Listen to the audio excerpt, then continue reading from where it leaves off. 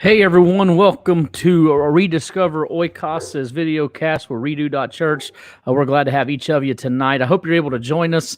Looks like we're having a little bit of Facebook issues today with a little bug they say is happening in our streaming service. So hopefully you get on there. I see a few people hopping in and out. So hopefully you get to see this tonight. I want you to join us for a great conversation with Dr. Sam Dobrotka as we talk about clergy effectiveness tonight. What a great topic, given the fact that we are facing a difficult time in our church history, I guess you say, for the United States of America specifically, where pastors are tired, pastors are feeling like they're burnt out with the COVID crisis like it is. So many people are struggling. And so whether you're watching this live or whether you're watching this via recording, we want to encourage you to hop on and still share, talk to us. We even respond days later if you watch this later. And we're just glad to have you with us, and hopefully you'll be able to find something beneficial tonight. Great leader in the kingdom of God. And so we're so glad to have Dr. Sam Dobrotka. We're going to call him Sam. He's going to call me Josh. That's kind of how we do this. And so we're going to bring him on again. So glad to have each one of you. Please do me a favor. Comment. Let us know you're here. Like this. Share this with your friends. Tonight we're going to have a great conversation about being effective in ministry and what that means related to things like change management and crisis and conflict and even team building. So with that being said, we're glad to have Dr. Sam Dobrotka with us. Hey, Sam, welcome to Rediscover Oikos's Redo.Church videocast, man. We're so glad to have you tonight. Hey, Josh, it's great to be here. Really excited to be a part of your podcast. Oh man, I'm so excited, man. It's good conversation too with us talking about leader effectiveness, especially right now for in the ministry, clergy. There's a lot of people just burn out. It's a big concern. You know, we've seen statistics on it with pastors leaving the ministry like crazy. And I've always found as a pastor, when I worked a secular job, I could always measure what it meant to be effective. I knew what it meant to be successful. I knew what it meant to be effective. Unfortunately, as I'm looking at my own ministry now, what does it mean to be effective in pastoral ministry? And you can't go by numbers anymore. It's that we even lost that now. So we're just kind of scrambling. And so tonight we're going to have, I believe, a great conversation. And I'm in the process of pulling up my list. I was talking to you earlier and totally forgot to grab my question list. That's how I operate. And we're so glad, man, because I think this is such an important topic. And I just pray that you're going to give us so much good information today, especially for our pastors that may be struggling right now, or they're going through a time of difficulty, and they just want to know, okay, what do I do to be successful? What do I need to do maybe to help build my teams better, or handle the conflict that comes with this, and those kinds of things. And so, one of my big concerns, I think we've all seen this, is pastoral fatigue. And I found that my mind plays a lot to do with that. And when I feel like I'm not being effective, it causes me to even be more exhausted. And so Sam, I know this is a topic that is kind of near to your heart. And so I want to thank you for taking your time to share this with us and to talk a little bit from your expertise on this topic. And so, we're talking about big turnover. We're talking about major fatigue in the pastoral ministry. And so one of the big reasons that we're seeing this is that people can't measure it. And so we're going to be asking a few questions related to how pastors can find important ways to be effective and even to measure their effectiveness in their churches or on staff or whatever their ministry context may be. So let's begin tonight with a big overview kind of question. So when we talk about clergy effectiveness, that's a weird word, effectiveness, because we don't know how to measure it often. So a couple of questions. One, what do we mean by that? Number two, how do we know if we're being effective? And then number three, can we talk further then about the difference between two words that we hear all the time, success and effectiveness? So I'm going to turn this over to you, Sam. What do you think?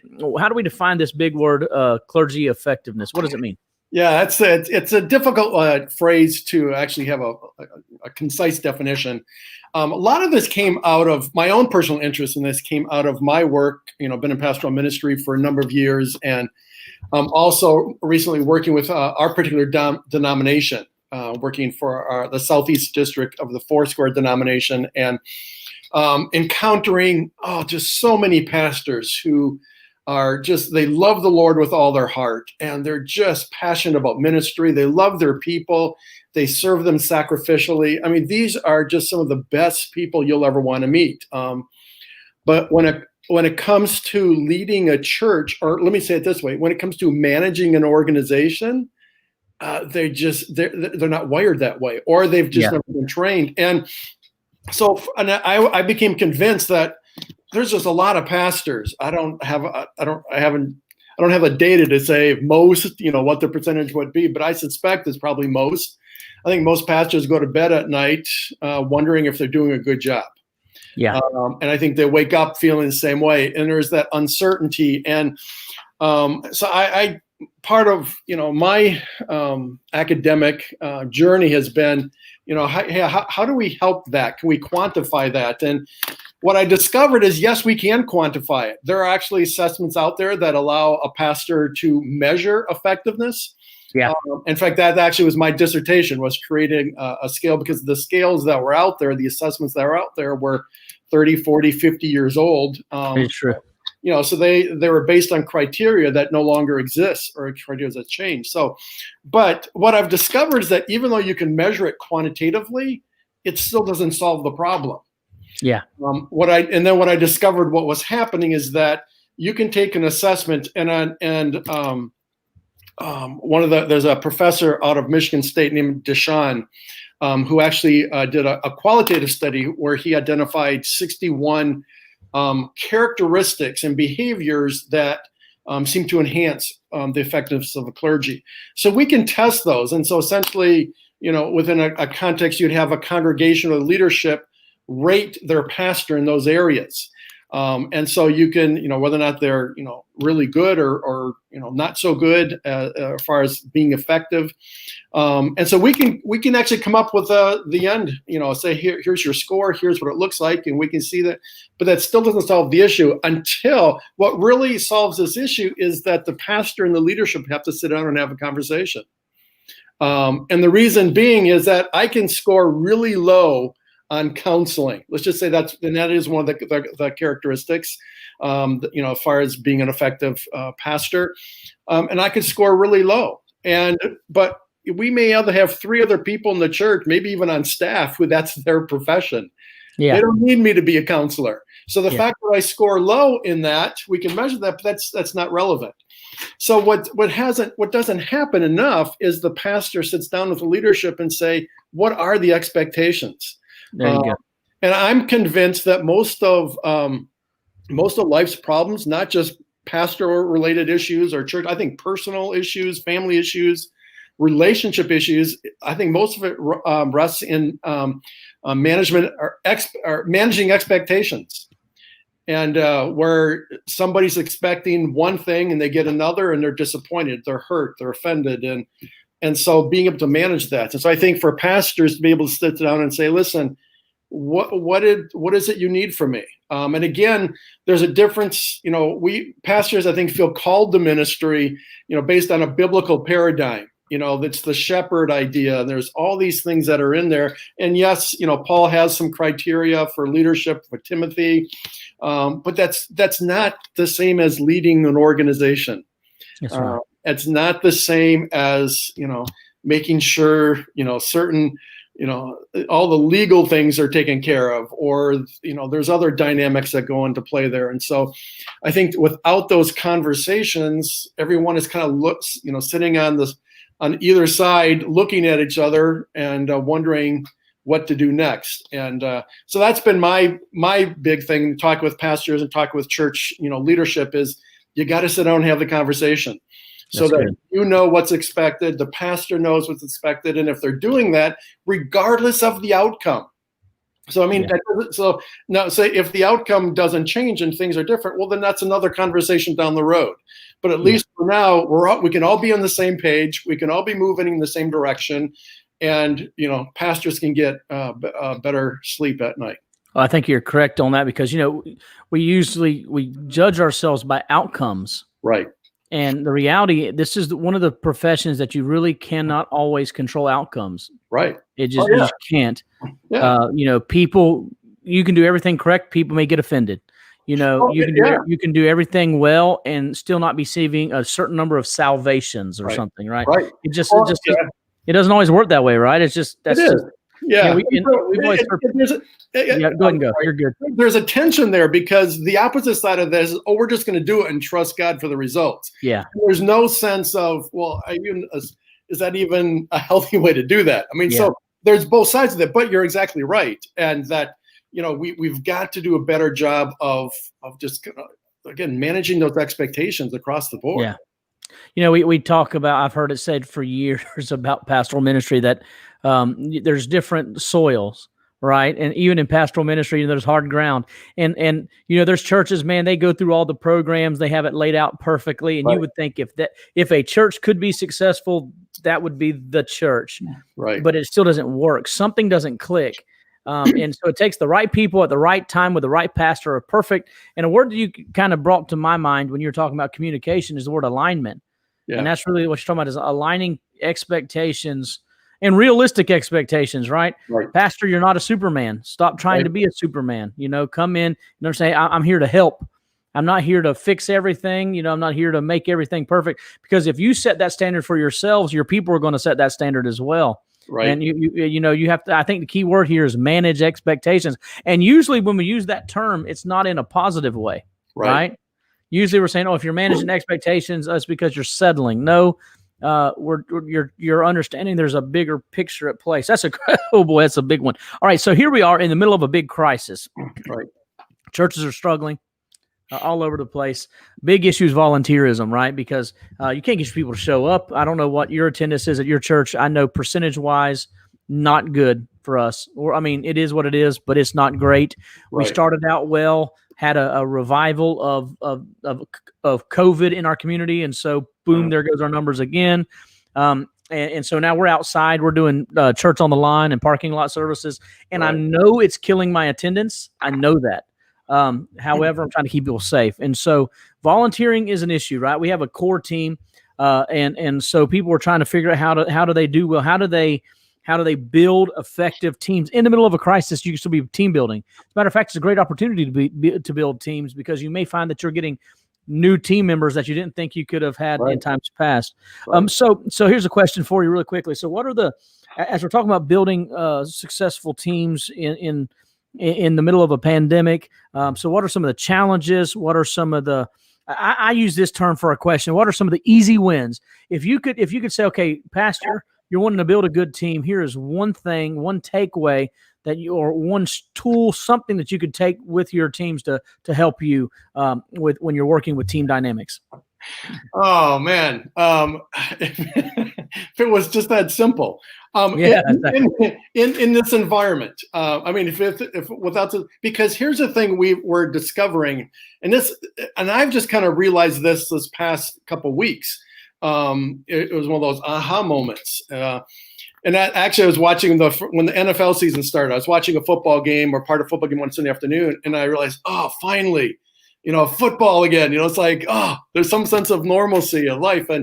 But I realized, although we're moving forward, that the NFL is playing, there was nothing normal about that. Nothing. And then I realized, it's the same with the church, is that moving forward is not the same as things returning to the way they used to be, which was kind of where a lot of us are. For the first couple months of this, it's, I just can't wait for this to get over. Yeah. Okay, as soon as it's over, then we can get back to normal. You actually heard people say, I can't wait for things to get back to the way it used to be.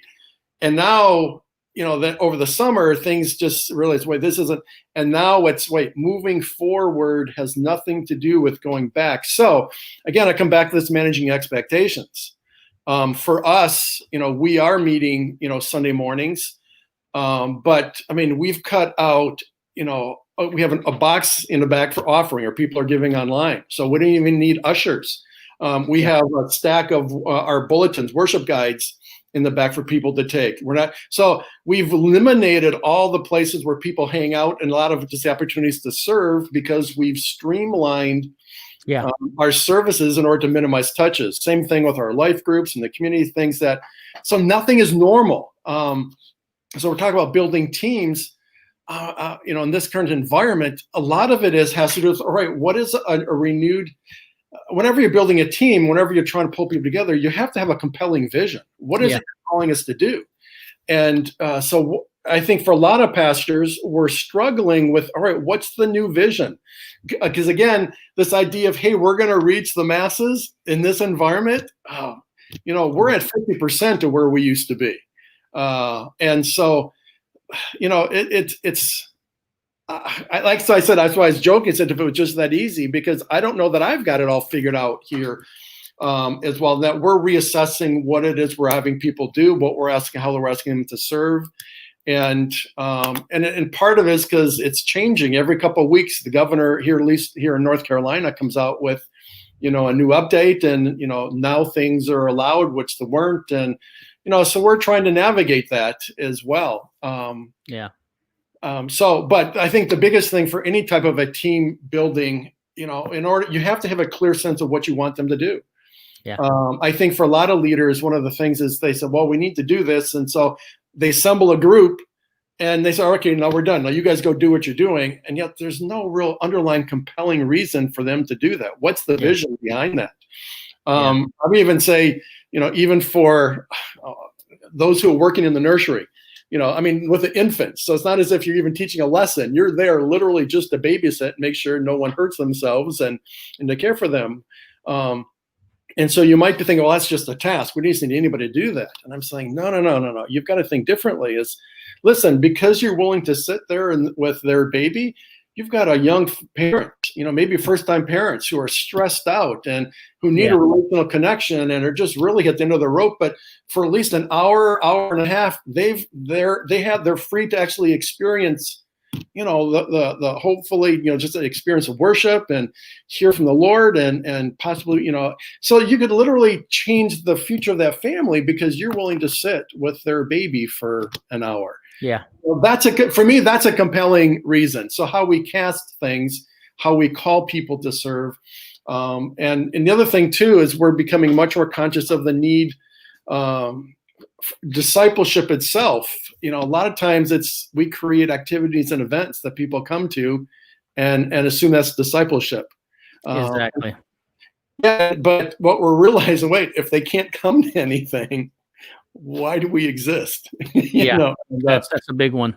So there again, getting back to your team building idea, it really is, for me, the big thing is about what's the compelling vision? Why should somebody be a part of that particular team? I mean, that's the one thing. I think that's people today, my experience is a lot of people would rather write you a check than time.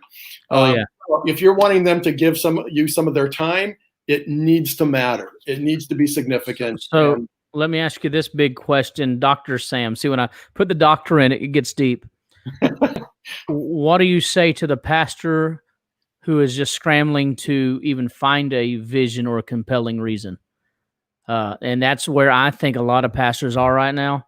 They're struggling with the vision because what their vision was a year ago went out the window, and they don't even know who their church is. The identity of their church has shifted so significantly. Churches are facing deaths in their congregations. I shared with my church Sunday. I've been a senior pastor for 15 years, and I've never lost anyone to the flu ever. And people say, "Oh, this isn't a big deal." My wife has convinced me that I may be a little bit more on the liberal side on the issue of COVID-19. I'm a avid mask wearer and a little paranoid, I guess. But I explained to my church that I've never lost a single person in 15 years of ministry to the flu, or know anybody in my church that died of the flu. And I can now count. I can't count on two hands the people that I personally know who have died of COVID-19 in our church, around our church, touched our congregation. And so for pastors that are going, okay, now wait a second here. Vision, what is vision? So what do you say to a pastor right now that's struggling with that, about where do they pick up the pieces with 40 to 50% of their congregation, which is where most of us are right now, if we're lucky, and move forward? What's one thing, to grab hold on to? Yeah. Well, there's another factor you have to, if it was just that issue, how do we, I think it would be, I think there's a way forward. But I think for a lot of pastors, it's the added pressure of that. We've got bills to pay. We've got a mortgage. We got staff. You've got that dynamic. So not only is it a vision, all right, what is God calling us to do as a church community? Is how do I keep this organization from collapsing and having to lay people off, or all these. So that's a whole added dimension. But I think for me, what we're having to reassess is what is the nature of the church. almost kind of go back to the New Testament. Why did they gather together? They didn't have, when they met in homes. They didn't have, it was a very different dynamic. So I'm not necessarily espousing a particular model of church, but I think we have to rethink as to Sunday morning can't be our main metric if we can't get people to come on Sunday mornings anymore. And so whether or not that's the groups that might meet or how many Zoom sessions we have, with different people. But so I think for me, it's the relational connections that I'm much more conscious of, and trying to make sure that we're staying engaged, that people feel connected, whether it is through Zoom. So it's become more multi-dimensional. I've realized that I didn't realize how much I relied on Sunday mornings as a touch point for people. I saw them, I talked to them. I may only have had a 15-second exchange, but that was an exchange. There was a connection there. We had a chance to, and without that, I just felt, there's just so many people that I don't feel that connection. And so I've spent a lot more time on the phone. I've spent a lot more time texting, just to stay in touch with people, to make sure that they know we miss them, and, that we value them. And, but I think a lot of it also is just looking for ways to connect. And I don't think we've got that figured out. It's not as if, hey, this is it, we're all set and we're good to go. We haven't figured it out. Yeah, it's a continual working at that. But for me, the big thing has been, for our particular congregation, we've got about 100, 130 people, so it's relatively small. We have multiple campuses as part of our church, and we actually have the most recent addition. It's the smallest one. And, our identity was community. This relationships, and just because it was smaller, you had high touch, and people were, so it was a very strong value for us. But the only way you can have community is if you have shared experiences. Yeah. And without shared experiences, you'd lose that sense of connection, that sense of community. And so for me, it's now, how do we reestablish that? And recognizing that it may not be Sunday mornings, it may need to be different things that we do. We're actually looking at we're calling it a tailgate cornhole tournament, tailgate party cornhole tournament type thing, where we can be outside in a park, spread out, where we can be together, and we don't have to wear a mask, but we're still not putting anybody at risk. So little things like that just allow us to be together. But still, I agree. That's the best way to do it. We just had a tailgate party last Wednesday night or Friday night at our church for that exact reason. Just start getting some people together, and we're going to try to start doing more of that, because outdoors, everything we do is outdoors. Our church right now, and except for our Spanish ministry, they're indoors. But it's just one of those things. It's different kind of church. But I look at it this way: it's a good opportunity to kind of really, really figure out what church really looks like and what community looks like in the online forum, because we're a little bit behind the times. If we get real, some churches were on top of it, but the majority of churches, we just weren't there. And we kind of see that. So as we go a little bit further here, I want to step into another question here. All right. So I want to get to, it's number 5 on my list here, but I want to skip one and get to something I think is kind of important here. All right. So there are a lot of people that are stressed right now. I think we all agree. Big time stress, frustration, there's conflict all around. There's that kind of stuff happening. Our communities are full of conflict. Everything out of Washington, everything out of our car. It's just conflict everywhere. So there's a lot of stress taking place. And one of the things that we kind of mentioned in our conversation earlier was this issue of emotional intelligence. There's ever been a time there's going to be conflict, and I want to kind of even not manage conflict. I think it's more right now. Our churches are just hurting. Right. People are hurting. Pastors are hurting. Right.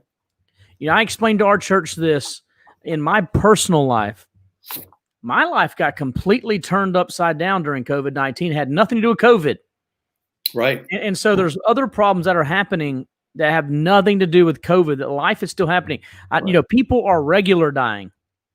Right. They're just good old fashioned dying, and they're dying of cancer, and they're dying of disease, and they're having heart attacks. And, in my case, my son was diagnosed with type 1 diabetes like 2 or 3 weeks in, and we had a massive emergency room kind of event. My father-in-law was given less than 6 months to live. All this stuff happened in the middle of COVID, had nothing to do with COVID-19. But what it did do is it caused additional stress because our doctor appointments changed. The way we can see our family, we weren't able to see him for a few weeks because of a COVID scare and all those kinds of things. So people were just stressed. Right. Pastors are hurting, and so they come into a church, and they're coming in, and people are frustrated, they're angry, they're hurting, and they lash out. Sometimes they don't lash out; they're just holding it in. And so pastors have to have emotional intelligence. People need to have emotional intelligence here. And so how do you think, when we talk about this idea of emotional intelligence, would you do me a favor, first explain to people what emotional intelligence really is about and how it relates to pastoral ministry, and how this is, if there's ever been a season we need to be emotionally intelligent, it's now. Right. Well, I guess there's a couple different ways that I've understand emotional intelligence has been defined. Where I tend to look at it is there's two sides to it. There's self-awareness. So I'm aware of my own emotions. I'm aware of that. Wow, that was really harsh, or that was a little bit more. So I'm aware of my emotions in the moment when it's happening. But it also has another part of that. It's not just self-awareness, it's self-management. Knowing that I want to yell at you right now, but I'm going to control myself, and because I realize yelling is just going to make it worse. It's not going to help, So, all right, it's the ability to kind of take a step back, take a breath, all right, proceed in a way that's going to be helpful to the situation. So there's that a part of it, self-awareness, self-management.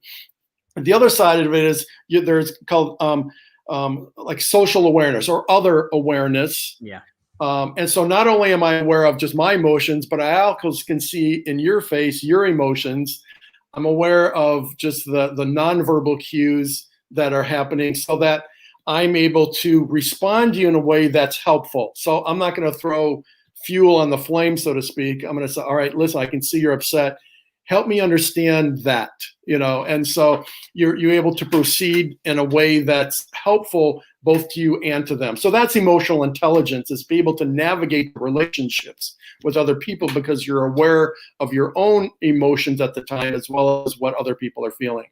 I've discovered that, this really plays out in a marriage relationship. I've noticed with my wife and I, 95% of the time, if not higher, we're fine, because when others having a bad time, the other one has the emotional intelligence and awareness to say, all right, I'm gonna let that one go because I know you're having a hard time right now. So, so we're not gonna make a big deal. And it's, usually she has to do that for me more often than I do for her.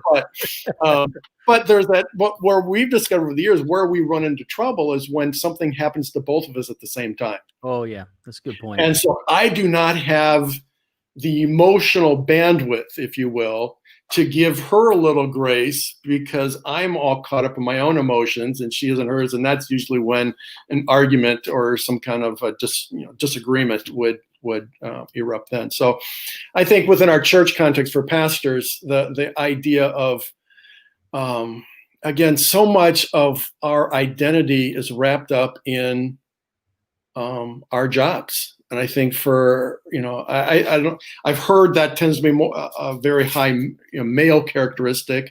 I think some of our women pastors may feel that as well. But I think, if our churches are not doing well, and we know attendance is a terrible metric. We've known that forever, but it's the only metric we typically use. It's kind of the universal sign. And so if we're not doing well again, and our income's off and, we're not paying bills and there's that stress and you got people yelling at us. We had when we started meeting live again, we had people, say we're gone. We can't believe that you don't care, that, you care so little about us that you're willing to put, we're going to go to another church. Well, ironically, 3 weeks later, the governor came out and said, listen, everyone now needs to start wearing masks.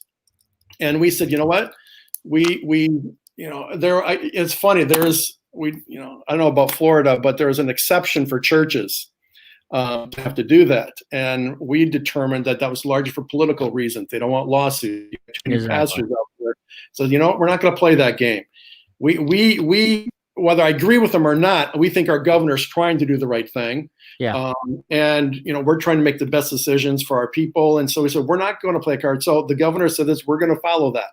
So we told our people, you need to wear a mask if you're coming to church.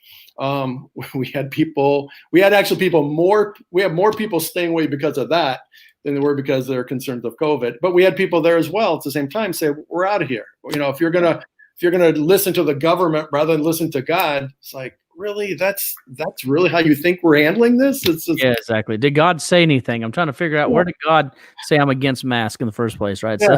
So, Yeah. But here's the thing, and I think if you're around life long enough and you're around ministry long enough, you realize these things have a season, they have a cycle. yeah. And that's why, pastors, you don't make any long-term decisions on a Monday. Yeah, it's true. You don't. You're just too.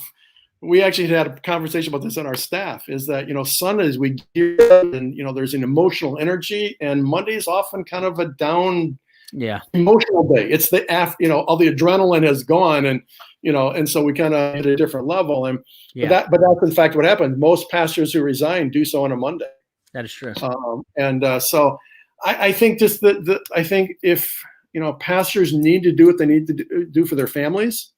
So whether or not if there's income that needs to be, you've got to make some of those hard decisions. That's what needed. But other than that, it's just let's just ride this out. It's kind of like we see that in with our culture that something happens and the pendulum swings really far this way. And it's way out of line. It's way out of balance. But if you just wait long enough, it swings back. Yeah.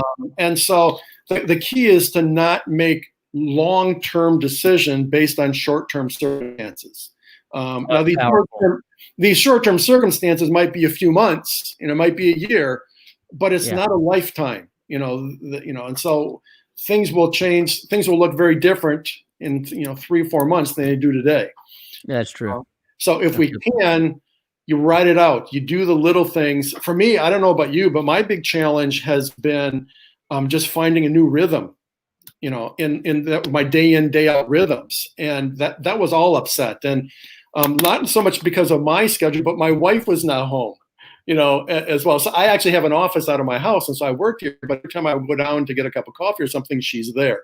And which I love her, but it upset the rhythm. You know what I mean? It does.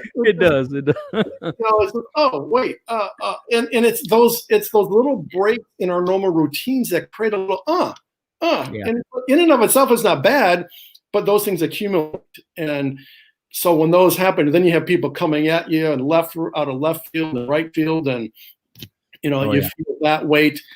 My encouragement to pastors would be, you've got to find your balance, in your own relationship with Jesus, and recognize that your identity is in Him. Your identity is not in, the numbers on a Sunday morning. Yes, the numbers reflect a reality, in the sense of potentially the health of the organization financially. And so sometimes we have to make decisions based upon those realities, but that's not your eternal destination. Your eternal destination is not wrapped up in that.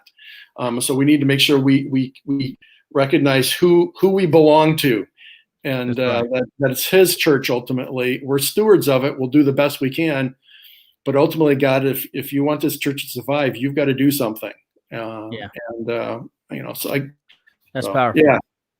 Well, because one of the things I'm thinking about, Sam, when you talked about that, is think about the scripture talks about being tossed about with every wave of doctrine, right? That idea of being tossed about. Right. And when I think about that, it brings new connotation when you think about crisis as well, though. Right. Exactly. And we are being tossed. And boy, you're never right. Right now, this is not a season for pastors to be right about anything. And our church, we are radical mask, and it drives people. Florida never had a mask mandate. I think we have one now locally, but like 2 months before that, we were requiring masks. We have a smaller sanctuary, so listen, do it, believe in it, make it happen, mandatory. Like we have a big food ministry, and we feed I think last week we fed 168 families out of our parking lot. and we do a drive-through, but we require people to wear masks just because we don't know where people are coming from. It doesn't come from everywhere. And so we're pretty strong on the mask, but people got frustrated. Pastor, this doesn't feel right. But you're still not doing enough, Pastor. We need to do more. Well, we need to stay online. No, we need to come back completely. You need to have altar services where you're laying on hands again. No, you don't need to touch anybody. I know. Then you add all the political stuff. Pastor, you talk, you support President Trump, don't you? No, Pastor, you support President Obama, Biden, don't you? What? And none of that's people just say those kind of things. Right. Pastor, you haven't talked enough about the racial injustice in America. No, you've talked too much about it. Right. So that's where pastors are, and they're hurting, and pastors are leaving. Yeah. And that's sad because I think this is a season. Listen, I've always tried to caution pastors on leaving ministry, like you talked about. Leave if it's time for you to transition out of pastoral ministry because of it's a season or a call that you're in. Right. Maybe God's called you to a different season. That's a whole nother situation. Sure, absolutely. But to leave because of exhaustion or leave because of frustration or fear, or just fear. Is not the time to leave ministry. And you almost feel like there's a sense of obligation right now. And I've told pastors this, numerous pastors that I have counseled on this. Don't leave now. Don't leave during COVID. Your church needs you a lot more than you need them. And we haven't ever talked. It used to be the pastor needs the church. No, I believe the church needs pastors more than the pastors need the church at this very moment. Yeah, right. No, I discovered something in that regard. I discovered something on Facebook here recently. Actually have a 30-day snooze option with people. Yeah. So I just, that's like, oh man, this is the best. Because now all of a sudden I can go through I go through it maybe once or twice a week, but when I'm going through it, sometimes I get done it's like, why would they post that, or what's wrong? I find myself getting worked up. It's like, you know what, just get rid of it. So I snooze them for 30 days. They don't show up in my feed. I've also had to come to realization, I don't have to respond. It's good. Even if it's wrong, even if it's an error, even if it's all this stuff, you know what? I don't have to respond. Yeah. It's not that I actually, there's a book I just ordered. It's supposed to arrive tomorrow. I haven't got it yet. But something, I think the title is like, "The World is Not Our Responsibility to Fix." There you go. I like that. It's like we want to do things. We have this intent, but you know what? Ultimately, it's God's. It's God's. We need to be good stewards. We need to do what we can, but we have to. I think in some of this, Joshua, we have to be a little selfish as pastors and say, you know what? I'm not going to deal with that. I'm not going to do it. And again, it's as much self-preservation as it is anything else. I think sometimes that people have expectations of us that are unrealistic. Yeah. And sometimes the conversation needs to be said, you know what? During this season, I'm not going to be able to do that. And so I need you. So again, it comes back to managing expectations again.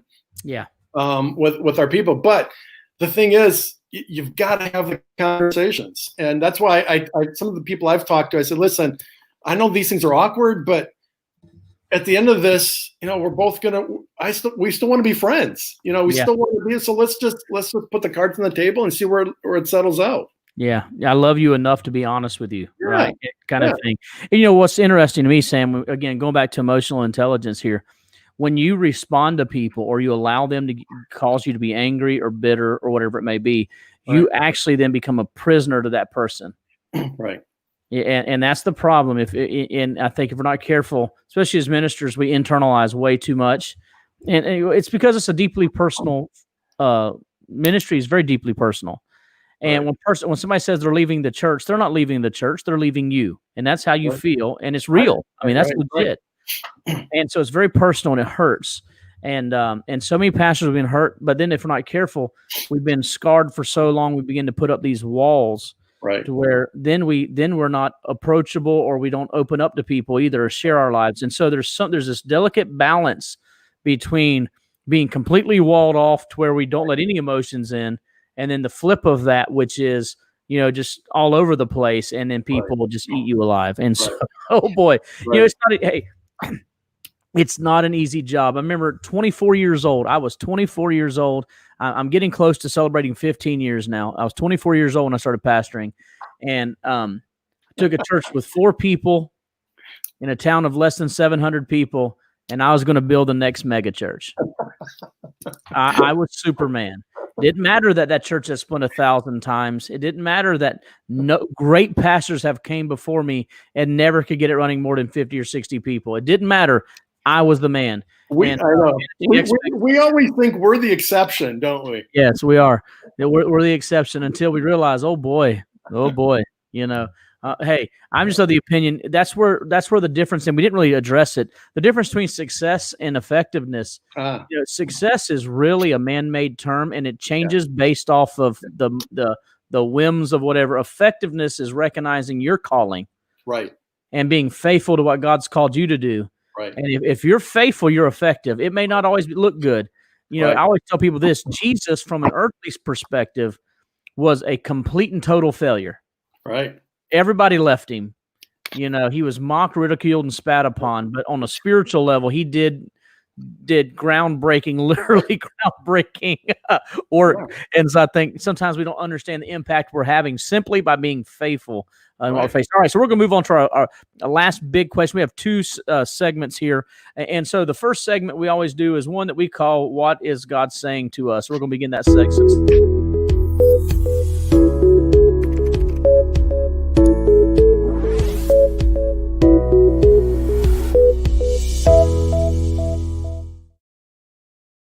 All right, this is my favorite segment, Sam. I always love to ask people the big question: what is God saying to us? Hey, Erica, good to have you. By the way, had Erica hop on, leave a comment. It says they don't leave the church; they leave you. Yes, that is something that pastors live with every day, and it hurts deeply. And so, if you're a congregational minister, a minister member today, or a parishioner, understand that when people are leaving the church, it hurts the people too. It hurts the congregations. That may be your friend or whatever. Understand, pastors hurt when people leave the church. It is not easy, and we're human beings too. So there you go. That's good stuff. So we're moving on to the last our segment before we turn it over to you, Sam. So what is God saying? What do you think God is saying to His church in the midst of this COVID-19 crisis, racial tensions, political tensions, everything we're facing? What do you think God is saying to us in 2020? I do not have a prophetic gifting, So, but that here's what. You read the fine print, Sam. That was in the contract. Fine print. You must have a prophetic gifting. Yeah. I'm recognizing how one answers that question, how anyone answers the question. It's to a large degree, reflection of their personality. I think their own path, so to speak. But for me, this has been a season of getting back to basics. What's most important? The question I've been asking within our staff is, because we had one of these meetings where, all right, what have been some of our takeaways from COVID? What have we learned during this season? We learned some positive things. This idea of having meetings virtually is actually not a bad thing. It actually can save a lot of time, and it's much more convenient for a lot of people in some of those instances. We learned, some things that weren't so good as well about us. One of the questions I asked, I said, I don't have an answer to this, but one of the things I'm asking is, what does this COVID reveal about our discipleship methods? In that, I don't know about your church, but we, our organization as a whole is sufficient in size where we have full-time, not just IT, but media people. We've got some people. So we've got one guy in particular that just, videos and those type of things is what he does. And so we were able to move quite quickly. In fact, we already had an online service, but it was pretty much just a live stream the Sunday morning. We quickly changed that format and structure for Sunday morning, and we're able to put out some, quite effective things. But what we discovered then is that over time, we have less and less people watching the services. We have, now that we're meeting face to face, we're at 50. Our campus is about 50% of where we used to be. The other campuses are about a third. So they've got less. So they're not coming back physically. They're not tuning in online. What is their level of engagement? And for me, the bigger issue, not just because that's an organizational question, which is an important question, but it's still not a discipleship question. The question I've been asking is, have we taught our people to self-feed spiritually? Are they actually, is their whole spiritual sustenance now based upon watching a podcast or watching an online service, or are they actually able to feed themselves spiritually on their own? And I don't have that answer. I don't know what that is. So for me, what is God saying in this time? It's we need to reassess what we're about. What are our discipleship methods? If our whole basis of assessment is on counting, we need to do really.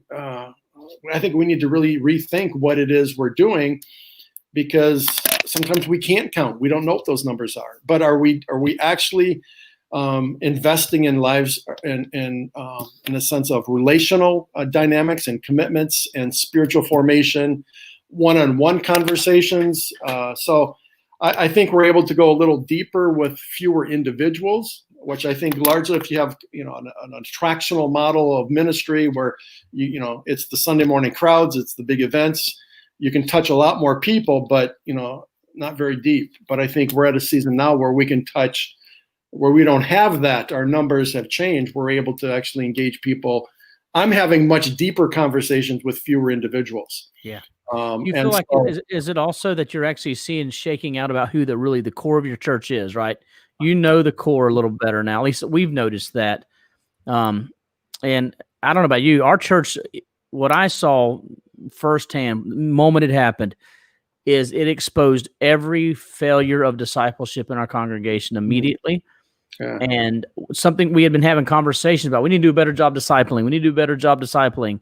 And it exposed it immediately. You could not miss it. It was there. And it still exposes it today. And so you kind of got frozen in time a little bit, in the sense that, whatever you were doing or whatever spiritual condition people were in prior to COVID, there was no fixing that. Right. If you did not prepare your people spiritually to be self-feeders like you're talking about, or be faithful to church, whatever the format may be, boy, if you were a consumer-driven church where it's come on Sunday mornings, be happy, pay your tithes, God's going to bless you, and you're going to have the favor of the Lord and drive a new Mercedes-Benz. There you go. That was your church model. It goes out the window, right? Really quickly. Right. But who you were truly discipling very quickly. It hit me just as like a ton of bricks. I knew who I failed as well. I could give you a list of people in my congregation that me as the senior pastor, I go, you know what? I failed them. I failed them. I failed them. And that's tough. That was hard for me to deal with. You talk about emotional intelligence. I deal with the failure thing. How many people I didn't do good enough with? I would push back against that a little bit, Josh. I wouldn't say that you failed. I would say our systems and structures failed. Yeah, that's fair. That's fair. I'll take that. Because we are doing, I think most pastors do what they know to do.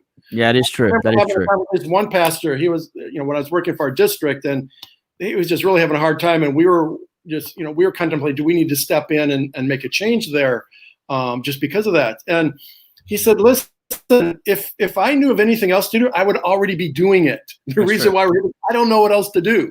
And I think most of us do what we've learned, what we were modeled, what was modeled to us and what we've learned from others. So to your point, though, what has been exposed about that, and what does that say about our systems and structures and the way we approach ministry?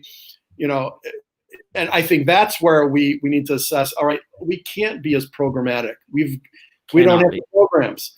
And that's our thing. Even now we're talking about, community service and outreach. And the question there is, are people even going to come? We have a very strong service paradigm and ethos within our church culture. But the fact is, nobody's done it for 6 to 8, 9 months. And now, are we going to want to do it again? And so changing behaviors is really, really hard. Yeah. And people have learned new behaviors over the past few months. Yes, so that's very true. We'll see. Yeah, and that's good, because that's the thing that I agree completely. It's the systems and structures. I guess my point is, I'm the pastor, and I should have done a better job in systems and structures, right? So, but that's just the point. You kind of feel that, and pastors they take the whole burden upon themselves, right? We got to do better. So when I think about that, like our church, we were an event-based church more than I would have liked. Yeah, but very community service based. I mean, we're constantly serving our community. We're constantly doing things to help our community. You know what? The only ministry that stayed during COVID that legit stayed in our church. One, food ministry. And it has exploded. I mean, it's ridiculous. It was a small ministry. Now, I literally pulled up to our parking lot Tuesday when we have to do 2 a week, but one on Tuesday mornings. I literally had to pull into the church parking lot really quickly, hop out of my vehicle, and start moving cars off of our main road, Highway 60, in front of our church because we were blocking traffic for fairly far down because of our food ministry. It's the only ministry that, and so what it did for us is it made us ask the question, what ministries were we doing that actually mattered? A lot of ministries were just wasting time and resources, and we called them ministry, but they were really just fellowship and fun. And so it's been a major reassessment there. And I've told our church, they don't necessarily like this. I have not implemented some of our ministries back on purpose. Right. Yeah. I want to see how long we can go without them. Yeah. And they're like, when are we going to do this again? When are we going to do this again? Right. And so that's that managing expectations. They're expecting them, but I've held off because I'm not so sure I want to go there again. This is a great opportunity for pastors to kind of do some big time resets. Absolutely. Absolutely. Yep. So that's good stuff, Sam. So listen, we're going to wrap it up. I told you we try to keep this at 45 minutes. We're at 52. So I'm going to blame you on that one. But anyway, with the last segment, we always blame everybody else except for my big mouth. There we go. The last segment that we do here is one where I just let you open floor to you, man. Tell people a little bit about you. Tell them how they can get a hold of you if they have any questions about the research you've done on clergy effectiveness. And hey, what I love about you, man, you're doing it. You're not an academic only. You're not a researcher only. You're a real pastor. You actually do this and know what it's like in the real world. So I love that. So tell us a little bit about what you got going on and how people can get a hold of you. Wow. So I'm pastoring a church in our campus, actually in Statesville, North Carolina, or about 30 miles north of Charlotte. And so it's doing some adjunct teaching as well, just to kind of keep my foot in the academic world. But so as far as wanting to get a hold of me, I mean, probably my email address, probably the best way. I wish we could put it on the screen. I can. Tell me what it is. It's first initial, last name, SDOBROTKA at sbcglobal.net.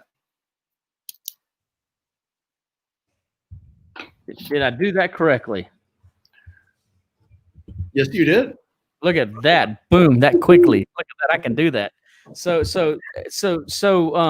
I guess you video cast your service, right? So they can watch you live stream. Actually, our campus being the smallest, we have audio. They can listen to my sermons. Interesting. But the main campus does have the video. So if you turn in to watch it, you. So how many campuses are you guys? There's 3 of us. Nice, good deal. Well, so what comes down to it is they just need to go see you in person to get to know you a little bit better, right? Well, if we can ever finish up, Sam, we do have a book project coming out together, don't we? Here in a little bit, Yeah. That's going to be fun. We're on that final road. COVID keeps making us take too long, but it's a good journey to be on. It is. Hey, Sam's done some phenomenal research. I'm going to tell you a little bit about Sam that I love, just so you guys. He's got a good heart. Number one, great heart for pastors, and again, you're interested in my first ever paper I ever did in my PhD program was on clergy effectiveness. Okay. And I was looking for what does it mean to be effective, and I found a book, and you probably have heard of it. It's like Struman and Brahman and something from the 50s, or it's about this thick, right, from the 50s. And I said, are you kidding me that there's been hardly anything since the 50s or 70s, whenever it was written? Right. And so it's a big topic, man. And so thank you for doing this work because it needs to be done. Hopefully, I hope you can get some more research done. We got to keep pushing this pretty hard. Can I say something about that book? Yeah. That study? It is to this date. There's never been a study as large as that one. Yeah. However, the date, so all the other assessments that we have on clergy effectiveness are based on the data collected from that study. Yep. In that book. So the data that we're using to measure pastors, and it says pastors in the 21st century, was created back in the 1950s and 60s. Wow. So, and within the groups, there was very I'm going to get the statistic wrong here, the percentage, but it's a very small minority of the churches represented there were actually evangelical. There was no Pentecostal representation within those churches. So you're talking about qualitative data from mainline churches and groups, whereas social activism was preferred over evangelism. So the criteria used for those assessments was very different. So again, in and of themselves, there's nothing wrong with those things, but it was not balanced. Yeah, I'm just proud that I remembered. Was it Schumann, Straumann, and Bloch or Brock or something like that? Yeah, it's a long name. Yeah. So that's why for me, the study by Deshawn, he did it. So it's 2010. And so it's much more representative of this day and age. And then that's even considered old now. That's 10 years old, right? It's amazing. It's just, especially as we need to do a COVID-19 post COVID-19 version of this. Right. There's so much research needs to be done, man. And this has nothing to do with the podcast. This is two nerds talking about church research. I know. But it needs to happen, to answer your earlier question, for me, my scale, what I discern in my research, that basically pastor effectiveness comes down to three things. There's professional competence. You have to actually be able to give a good sermon. You have to, you don't have to be the top of the line, but it has to be at least competent. You have to be socially adept. You have to be able to carry on a conversation and have some type of social interaction with people. And the third one there was unique. You have to have an inclination to lead. Good stuff. Passive leaders passive leadership is an oxymoron. That by definition, leadership is not passive, and so we need to be, unless it's intentionally. No, I'm gonna go check that out because I have some dissertation students that I've got some ideas. So that's a validated skill, right, for your dissertation, correct? Yeah. Nice. It is. Nice. I've looked at it in times past, but it's been a day or two. So that's awesome, man. See, that's the kind of stuff you're doing. Anyway, I have some students right now. I'm putting more. Has anybody used it yet? Yes, I had one student use it here this past spring. Nice. Well, I got an idea. All right. Thank you. Right. So I can go email my students real quickly because, I doctoral students at multiple universities, and I love using our stuff, man. Former, and you were a former student of mine, even though I'm way younger and good looking. That's not true. I'm just, hey. You still passed me, so I was grateful for that. No. So it was, hey, Sam, God bless you, my friend. Hey, enjoyed this. This has been good. Hopefully, maybe one day we'll have you back sometime. We'll talk some more about ministry effectiveness. How's that sound? I would enjoy that. Thank you for your time and for the opportunity. All right, everybody. This is we're going to wrap up here. Sam's finishing up with us. It's good to have Sam with us. And just want to remind you can always come check us out at Rediscover Oikos at redo.church. We are so glad to have you guys joining us today, and hope you'll check us out on our website, www.redo.church. If you need any help with Christian coaching or consulting, come reach out and talk to us. We got a good team lined up working together on this. So God bless. Have a great night. Thank you for joining us.